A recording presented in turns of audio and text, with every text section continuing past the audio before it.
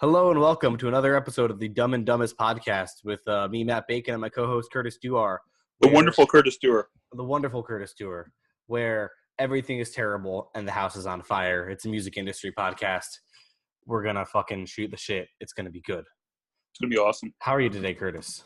I'm doing awesome. The kids are both finally back in school, and this is the first day I've been able to work without being asked for something for 6 hours, and it's amazing. I'm sure that's very, very productive. Well, you know what's funny is that the time has seemed to have flown by, but it seems like I think I've got more done today than normal. But anyways. Yeah, well, I think that's something that I've wanted to call attention to with Curtis for a while, is that like Curtis is doing all this and has like kids who are like 6 and 8, right? 5 and 7, Troy. 5 and 7, yeah, okay. So he's got like 3 more years of this like being really hard, and he's still not, he's still working harder than like almost anyone. And I also want to point out I do spend time with my kids and play video games with them daily too, so it's not like I neglect them either. Yeah, you're not Gary V. Well, Gary V does spend time with his kids, just like an hour a week, not an hour a day. I have like deep questions about like what it must be like to have Gary V as your father. Like it seems like that would be super, super stressful. I doubt it. Probably what actually happens is the kid probably shows up. They probably show up at his office every once in a while. There's probably a lot more to it than you think. Plus, the guy's also a multi-millionaire. I'm sure he keeps him and his wife very happy. Yeah, fair enough. Yeah. So, point being, we have something important to talk about, something kind of weird that I think maybe not a lot of you get. Or, I mean, something that I've like only kind of recently started to unpack within myself is, so like Curtis and I, obviously we do this podcast allegedly every day. I probably text Curtis like 150 times a day, right? Probably not that much, but I'd say probably 20 to 40 times, yeah. A lot. It's very rare that I have an hour of my day pass where I don't text Curtis. Put it this way, he texted me at 6:30 a.m. this morning, believe it or not. Yeah, well, that's just because we're both awake at that time. Yeah. But, okay. Now, Curtis and I aren't, like, close personal friends, which is fine. But okay. But also, Curtis is the person who knows the most about my finances of, like, anyone, including family members. Probably. And I am the same for Curtis, from what I understand. Probably, yeah. And, like, I guess, that's a very weird relationship to have, and I just wanted to kind of talk about that, but also wanted to kind of use that as a jumping off point that, like, you can have that relationship with your band members where, like, I would not describe my relationship with Curtis as all business, but, like, we can have this really deep relationship without, like, really talking about shit. Yeah, it's kind of like, well, I mean, I'm always kind of like that. I mean, it's like you're personable and you're friendly, but you're not like you're focused on a certain thing and a certain aspect of the relationship with us is our work of trying to help bands get bigger. Yeah. That being said, obviously the relationship is key because this is all we do and we don't really have real lives. Yeah, pretty much. But right, so this is sort of, I guess, the jumping off point. How does this kind of how do you kind of reflect on this relationship, Curtis? Well, for me, it started at first, like I told you before, I didn't know what you wanted when we first started talking. You were like this 17-year-old kid or something that was blogging. And I just basically started in PR. But then, I mean, I kind of realized after a little while that, I mean, you were trying to help and that you were also trying to help other people. And I recognized it for what it was. So I decided to do what I could to help back anything that you were doing. And it's just kind of been like a reciprocal type of relationship. You know what I mean? And I think that's a very important thing to realize when choosing people you work with and obviously in our case, band members. Is like obviously we're not always spoiled for choice, but like you want to choose people. Like the best bands usually have like at least two, maybe 3 core people who are really like in it together. Yeah. Because you have someone to balance it off of. You can be a band where you're the sole driving factor. but that's very hard. That requires a very specific personality. Yeah, I mean, ultimately, I mean, it's probably better to have a dictator at the helm in a band, but you do want to have the dictator does want to have someone that they can also bounce stuff off of and trust at the same time, if you know what I mean. Yeah, I mean, it's like John Fogerty with Creedence Clearwater Revival. You know, Yeah, he eventually cracked and said, "Fine, we all get to write, 3 songs for this record." And guess what? A quarter of the record was really good.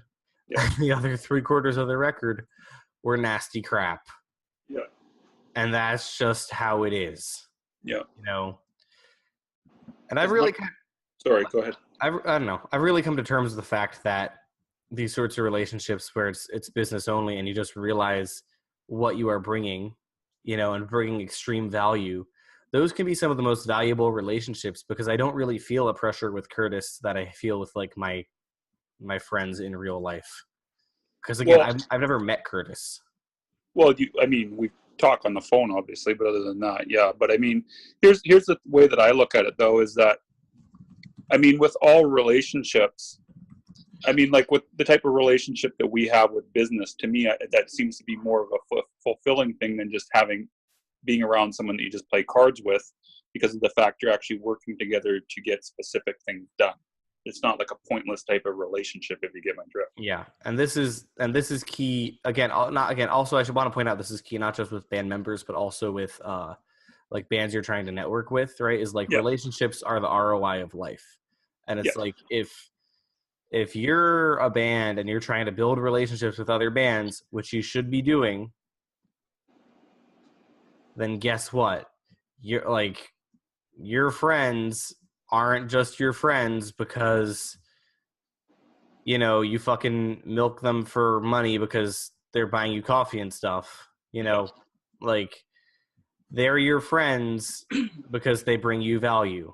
I have friends who like part of why I work so much. This is not a joke, is I genuinely enjoy being like, especially being like in my early 20s. I genuinely enjoy being the friend who can like buy everyone dinner and have it not like be any be an issue, right? Like yeah, I really like being able to take, a couple of my best friends from high school or whatever out to dinner and be like, get whatever you want. I got it. Like, that's a good feeling to me, yeah, But guess what? Those people who have been my friends for that long are all like bringing fucking value. It's not like some random schmuck who I knew from hardcore when I was 18. It's yeah, like some kid I was booking shows with in hardcore, or someone who I was writing about festivals with. Like people who brought value to me, so that spending, $30 or whatever on their meal is just part of the thing. yeah, And I think, and this is what I see with bands all the time, is like the reason bands fail is because they cannot find their scene, right? Because they don't have other people to they don't have a group to be marketed with, right? And like nobody wants to cover something that's totally out there and weird, because either you're a visionary or you're an idiot. And yeah, odds are, you're not a visionary. yeah, So like if if you're having a hard time finding your scene, like, and I do think there's a scene out there for like most types of music, but you do actively need to find it, yeah, otherwise, because like those are the people, because those people in your scene are marketing to people who want to buy your type of music. yeah, So like half of the groundwork of like figuring out like what the cool venues are and like who you should be talking to or whatever has already been done. yeah, you know but you only get that when you bring value. yeah, Like you don't get that when you say, you don't get that when you're just some random clearly trying to make a buck because you finally met someone who seems to have some clue how to not get all the people to leave the club you know yeah, before they're set. Like, yeah, you can't do that. yeah, And this is especially true in LA and New York, where it's a fucking shit show, yeah, just with the amount of like pay to play promoters and stuff. yeah, Like, you've gotta, like, pay to play promoters can literally get bands to give them 150. They can get 6 bands to give them $150 to play on a Thursday night. mhm, $150 each, and each of those bands will probably bring 5 people, and those 5 people will leave after the band's set.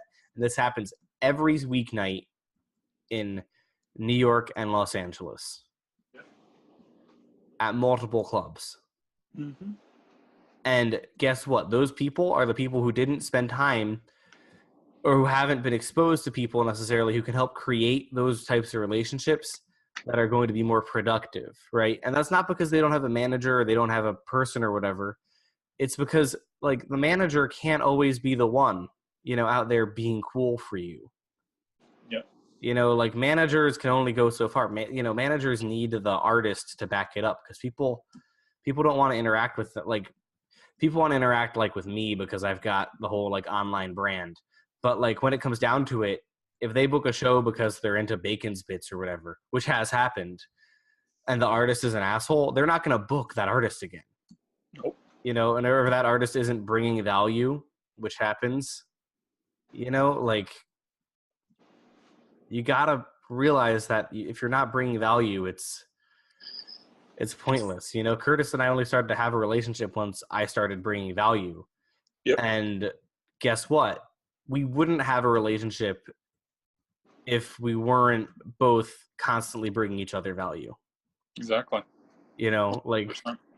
Like every day is spent, like, this is someone who I work well with. This is someone who I can, like, I've gotten Curtis pretty much all his biggest clients. I'm not trying to, like, to wave my dick around. For labels, yeah. Label-wise, yeah. Yeah. I don't know about biggest other than that, but labels, sure, yeah. But you know what I'm saying. I do, yeah. I got to take some credit here somewhere, Matt. No, I mean, obviously, but here's the thing is, if Curtis wasn't bringing me value by making me look good because he's really fucking good at what he does at a really fucking low price, then I wouldn't have brought him value, right? Yeah, I would never have worked with Prophecy or Ripple if I hadn't been speaking with you, that's for sure. Yeah. Or, ISA or whatever other, whatever other labels, like, but again, it's, and so something I think is important, and I have a hard time with this, and, like, feel free to call me out in the comments, is it's very important. This is, like, a big thing Gary Vaynerchuk talks about, is, like, replying to your fucking DMs. Yeah. Because sometimes there are people, this happens to bands all the time. I've literally will see bands who I have DM'd about playing a show whine about how they don't get offers to play shows. Yeah, there's kind of there's two sides to that though. The ones you're talking about, yeah, I agree. I mean, sometimes but I have to confess, there's been a couple times where I've missed DMs just because of the sheer volume of notifications. Oh no, I don't. Which is different. I'm the same way. I've missed DMs because of the sheer volume too, or, like, sometimes it format's weird, or, like, or an email or something. Yeah, or maybe I get it while I'm, like, you're taking a dump and then you forget about it. Yeah, exactly. Like, that's how it is. Yeah. Like, I'm not saying be perfect with your DMs. I'm just saying if you answer your messages, that is the first step to starting relationships. And if you end up and if you spend time DMing other people, I was talking to a girl today, who watches the videos. Who actually, I was very flattered. She called me the Gary V of heavy metal, and I was like, "Oh, Ty Lopez." It's sorry. This let me pull up her username. I'm gonna give her a shout out right here. He's the Ty Lopez of heavy metal, not the Gary V. That's too high class for him. Yeah, but okay. Anyway, so this is my friend Kaylee K on Instagram. You should follow her. She works at a salon, and we were talking about how, like, literally, if you just direct message people on Instagram and bring them value, like, you think that this is just like, oh, Gary V is, Gary V is like Gary V, so of course people answer his Instagram DMs. Like, no, like, fucking, you can do it too if you create something that generates value. Like, don't create something that's, like, to jack yourself off. Like, don't be like, oh, do you want a shirt? Because that's, like, obviously you just want them to wear a shirt. You're not creating a relationship that generates value. I don't know, an Instagram campaign where you DM everybody to give them a free shirt, that actually might work, Matt. I'm saying for influencers. I'm just saying in general, for a band, that might actually work. That's actually a brilliant idea. Someone could be needs to interesting. try that idea. Yeah, someone does need to try that idea. But what I'm saying is if you bring value, I know. like if you say, oh, here's a unique piece of content, that's what I do with my Bacon's Bits, right? Is like I'm 100% aware that the Bacon's Bits are pretty self-serving. And most people I'm trying to get to let me post Bacon's Bits on their pages get that too. But guess what? I'm also creating a piece of content that generates value for their followers and makes it less likely that people are going to unfollow. And the bacon bits are usually pretty good. Yeah, they're significantly better than the Duar decisions, which is The what Duar decisions. My that's name's what not it. Duar. Okay, I'm sorry. I'm dealing with a bit of a thing right now, Curtis. Anyway, so bring value to relationships, slide into people's DMs, talk to them. People want to help you if you show you're genuine and they like have a real connection, especially in the social media age when people feel lonelier than ever. If you're like creating, like people underestimate the power of like a one-on-one personal connection. Yeah. But here's my side of the coin. Can I speak on my side now? Go. Now, you got to figure out how to do that without being completely annoying at the same time. And you're going to be seen as being annoying at first. It's just the way it is. You're going to blow off some people. People are going to talk shit about you and think you're an idiot. I'm sure that happened with Matt. I know that happened with me at first. But the thing is if you persist and you actually are bringing value to people and you are actually trying to help people, eventually people will see that you are genuine and realize you're not just some weirdo just trying to get in people's faces. Like, really good example is when Matt first started out talking to me, I didn't know who he was, what he wanted. All I knew is that he had a blog. He offered to do reviews, and then he offered to do a few more things for me, and then I began to see he was genuine because I didn't know who he was. That's just how it goes. So if you randomly do contact someone by DM, don't, as your first thing, just send a YouTube link or say, hey, I got some awesome music I want you to check out, because everybody does that, and it gets kind of annoying after a while. You might want to say something like to Matt, for example. If you talk to Matt about how you enjoyed one of his bacon bits, he will probably be your friend for life. Yes, I'm very lonely. Or maybe not for life, but he'll at least appreciate the fact that you're watching him, especially if you show that you've actually watched the bacon bit and you're not just saying you did. So like you say, hey, really enjoyed your bacon bit about whatever it was he said the other day. I haven't watched a bacon bit in a week, sorry. Wow, okay, Curtis. I don't think I've ever actually watched one of your videos in full. How does that feel? No, I've watched lots of yours in the last week is what I said. I was bullying you. It's okay. Anyways, in the last week. But if you said something to Matt about something he talked about and you actually had a conversation with him about it, that would probably go a long way in helping you get whatever he wants. Because Matt, as we all know, is like the big cheese over at Prophecy and Ripple. So he's got the big connection there. I had to throw that out there, Matt. I mean, I guess I'm just not the big cheese, but I'm just a boy. I'm not a hero. Just a man who had to sing this song. But anyways, if you want to get Matt's attention, the best way, if you don't know him, is to talk about a bacon bit, or else you can even talk about the podcast. Yeah. Boom. Perfect. That's exactly it. Bring value, show love, show you pay attention. But one other thing on that. Sorry to cut you off, Matt. Yes. But if you go to Matt and you say, hey, can you write about me at Metal Injection? And he doesn't know you, that's probably a sure way to get yourself blacklisted. Yeah, depending. Like if you're like, oh, I'm boys with like Smoke'em, like, oh, we're boys with Devin from Paul Bearer. Yeah. Okay, well, I'm boys with Devin from Paul Bearer. So well, I'm just talking about a random. Like if they say, yeah, hey, we know Elise from Heavy Temple. She told us to talk to you because you're really cool. Yeah, but that's the thing. Is like if someone, if someone said, oh, we know Elise, and Elise said to talk to you about a thing, like I would do that probably. Like if I had time and they like made it. Elise is awesome. Anytime anybody tells me that they talk to Elise about me, they got my full attention. Yeah, that's what I'm saying. 100% of the time. Yeah, Elise also directs a lot of business your way. She is so she has probably directed so many, like, yeah, you're right, so many people my way. She's great. So, but that's because I did a good job for her. Yes, exactly. You brought value. That's the key point we want to get right here is I brought value, and so she's brought a lot of probably brought 10 times the value to me that I've brought to her so far. But Yeah. And all the value I bring her is we took a very cute selfie. Cute, by cute I mean sweaty selfie at you a you wedding. you booked a tour with Fur, didn't you, last Oh year? yes, With, I did book a tour for her. That's a good point. you booked Okay. a tour as well, so you've done a couple things for her. And No, you got her. no, You got the band in front of Todd too. and I got them to. See, so you do Um, give. no, I do. I was being silly. I do a lot of work with that band. I your horn for you, Matt. Anyway, heading towards the end. What do you have to plug? Oh, I got a lot of stuff to plug. I'm going to re-plug the same thing I plugged the other day because I don't think you've uploaded the podcast yet. But I'm going to say it anyways. I uploaded it this morning. I sent it to you. Oh, then I missed that message then somehow. Okay. That shows how professional we are at Dumb and Dumbest. Yeah. Well, keep in mind, though, we do message each other about 30 things, so sometimes things do get lost. But anyway, so I'm going to re-plug the Ambassador stream. Very good record. Because me and Matt are both working with them right now. Anyways, they had a track at New Noise yesterday. It rules. You should listen to it. Press release is going to be going out about it either probably tomorrow morning.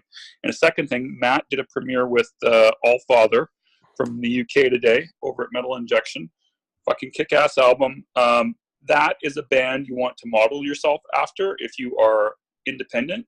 And the reason why is because they are selling records due to their actions on social media and due to them getting themselves connected in the right way. Go to their Twitter account, follow Tom. He goes by the handle Butcher, I think it is, at Butcher, Butcher, if I'm not mistaken.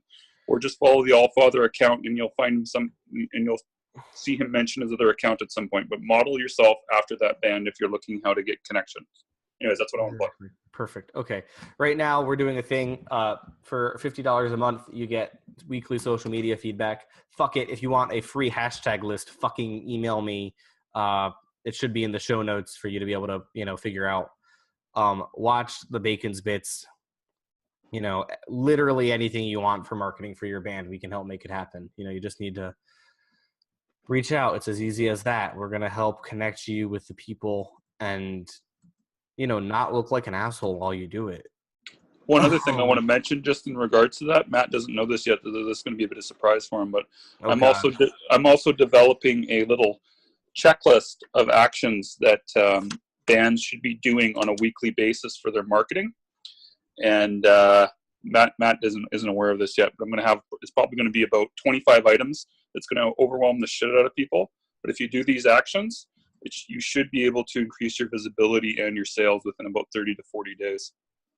Yeah, it's there is a flow chart to marketing success. There is, and what I got is actually quite easy. It doesn't really cost anything to do. So yeah, I'll be giving it away as a freebie at some point. It's on my to-do list, so you'll probably see it in 2 years at this point.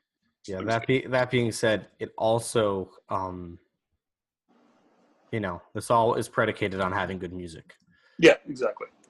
Anyway, cool. Well, thank you very much, Curtis, for your time. This has been a wonderful 15th episode of the Dumb and Dumbest podcast. 15? Thank you guys. Yeah. Wow. Anyway, thank you guys for listening. Are we done yet?